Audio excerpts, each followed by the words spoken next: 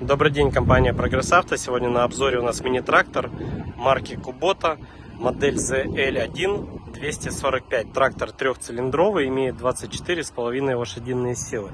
Также у трактора есть реверс, вал отбора мощности, здесь 4 передачи, есть функция быстрый разворот, 4 ВД, пониженные и повышенные передачи, 4 передачи для езды находятся под рулем, с другой стороны у нас реверс, управление фрезой, гидронаклон, память, автозаглубление, подъем опускания.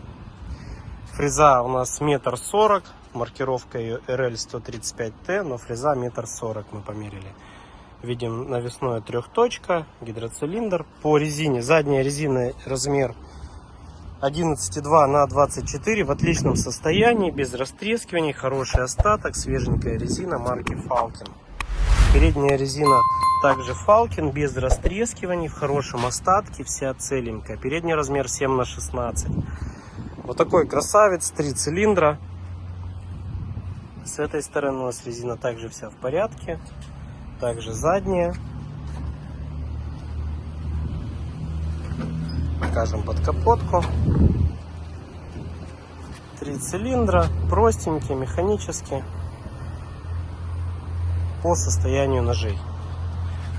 Ножи в хорошем остатке имеются, все целенькие, полностью весь комплект.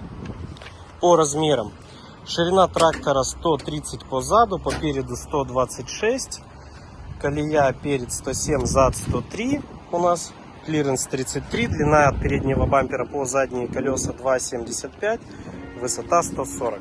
Компания Прогресс Авто.